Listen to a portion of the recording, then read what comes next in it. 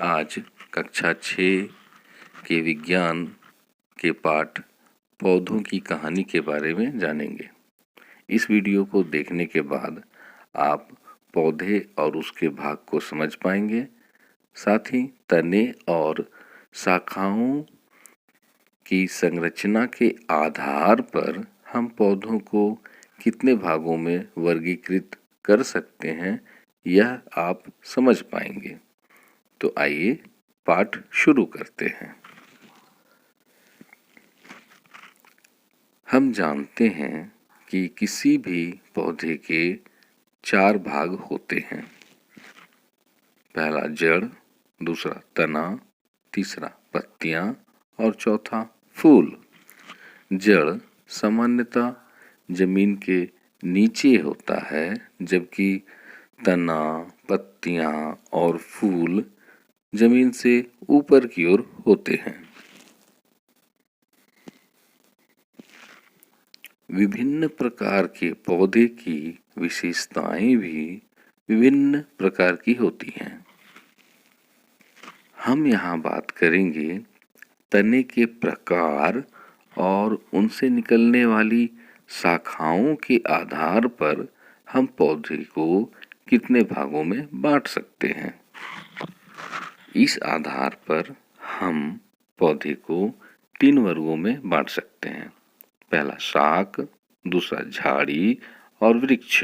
आइए सबसे पहले हम शाख के बारे में जानते हैं। आपने अपने घर में भोजन के साथ पालक, मेथी, बथुआ के साग, पुदीना, धनिया पत्ता की चटनी अवश्य खाई होगी। क्या आपने इन पौधों को कभी विशेष तौर पर देखा है?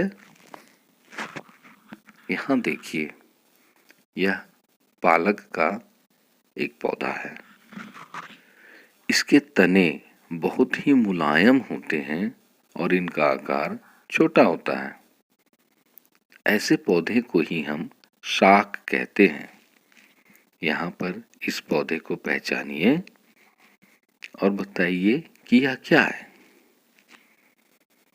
क्या आप पहचान पा रहे हैं?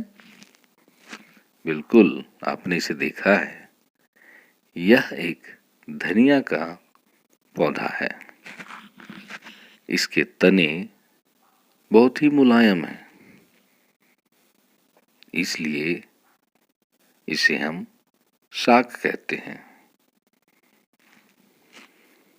अब हम बात करेंगे एक ऐसे पौधे की जिसके तने कठोर होते हैं पर मोटे नहीं होते हैं और शाखाएं तनों के आधार के पास से, मतलब जमीन के पास से ही निकलती हैं और ऐसे पौधे को हम झाड़ी कहते हैं।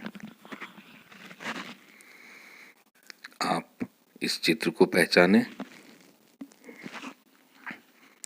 आपने पहचाना? यह तो गेंदे फूल का पौधा है। आपने इसे पहचान लिया। असल में यह गेंदे फूल का झाड़ी है। क्या इसे आप पहचान सकते हैं? इसे तो आप जरूर पहचानेंगे। यह एक पुटूस का पौधा है जिसे हम झाड़ी के रूप में जानते हैं। गुलाब, पुटूस, मेहंदी आदि सभी झाड़ियां ही तो हैं। अब हम ऐसे पौधे की बात करेंगे जो बहुत ऊंचे होते हैं। इनके तने बहुत मजबूत और गहरे भूरे रंग के होते हैं। इन पौधों को हम वृक्ष कहते हैं। जी हाँ, इनको हम वृक्ष कहते हैं। ऐसे पौधे के नाम आप क्या बता सकते हैं? अब इस चित्र को पहचानने की कोशिश करें। आप शायद नहीं पहचान पा रहे हों, पर चित्र देखकर यह लगता ही होगा कि यह एक वृक्ष है। असल में यह एक शीशम का वृक्ष है। इसी तरह आम, सखुआ, कटहल आदि के वृक्ष होते हैं। इनके अलावा कुछ पौधे ऐसे भी होते हैं जो बहुत कमजोर होते हैं। यह सीधे खड़े भी नहीं हो सकते हैं, लेकिन भूमि पर ही ये फैल जाते हैं। ऐसे पौधे को हम विसर्पी लता कहते हैं।